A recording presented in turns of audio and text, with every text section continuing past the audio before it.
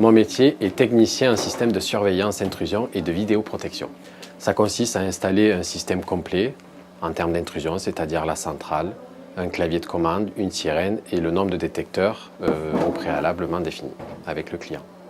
C'est de l'installation, c'est du raccordement et ensuite c'est de la maintenance. On intervient sur demande quand un système est défaillant, donc on vient pour voir quelle est la cause de la panne. Une fois par an, on se déplace et on vérifie tous les organes du système.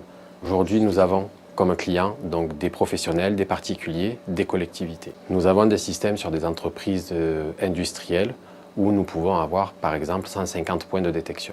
C'est très compliqué. Et donc nous sommes obligés aussi de travailler avec des gants et des casques anti-bruit lorsque nous faisons des essais avec les sirènes. C'est un métier où nous avons une grosse confidentialité parce que nous rentrons dans l'intimité des gens. Donc à partir du moment où je réalise une installation, je dois garder le secret de tout ce qui est détecteur, tout ce qui est système de sécurité complet. Ce qui me plaît dans mon métier, c'est la diversité, c'est-à-dire que je suis aussi bien installateur que dépanneur, que de la maintenance. Et c'est surtout ce conseil que je peux apporter aux clients qui me plaît au quotidien.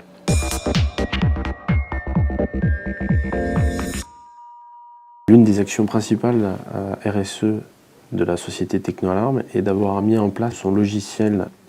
S'il y a une panne du matériel, on peut à distance vérifier la cause, voir quelle est la solution que l'on peut apporter et intervenir uniquement avec le produit de remplacement ou de substitution s'il y a lieu.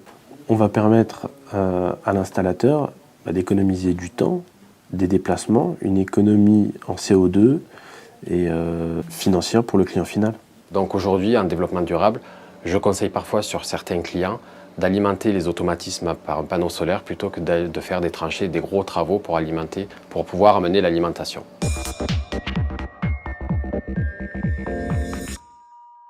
Je sensibilise les stagiaires au développement durable. Dans la partie études, je les sensibilise à ne pas faire de la surprotection. Donc vraiment utiliser le matériel dont le client a besoin. Lors de l'installation, déjà les inciter à faire une très bonne installation. Une grosse partie des pannes viennent des problèmes de faux contacts ou de court-circuit. Si le câblage est bien fait, c'est pratiquement 30% des pannes évitées. Le fait que l'installation soit bien faite, on va limiter les déclenchements tempestifs. Donc on va limiter les problèmes avec les voisins.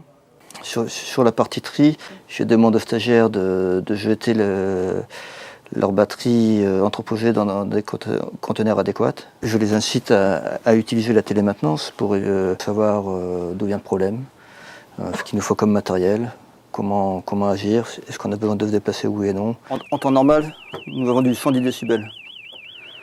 Autant vous dire que ça fait vraiment pas du bien quand on est à proximité. Et sur le long terme, on peut avoir une perte d'audition sérieuse. Donc faites bien attention, dès qu'on intervient sur une sirène, intérieur ou extérieur, protection. Être acteur du développement durable pour un technicien, une technicienne en système de surveillance, intrusion et vidéoprotection, c'est, pour la dimension environnementale, gérer et trier les déchets en vue de leur recyclage, en particulier les batteries. C'est réaliser le bon réglage du système afin d'éviter les pollutions sonores dues à des déclenchements intempestifs. Pour la dimension économique, c'est préparer en amont l'installation pour éviter des retours à son entreprise du fait d'erreurs ou d'oublis. C'est utiliser des logiciels de surveillance à distance pour diagnostiquer les pannes et réaliser les maintenances à distance. Être acteur du développement durable pour la dimension sociale, c'est prévenir les risques électriques en utilisant les protections adaptées, c'est se protéger de la perte d'audition en utilisant un casque pour travailler à proximité des alarmes.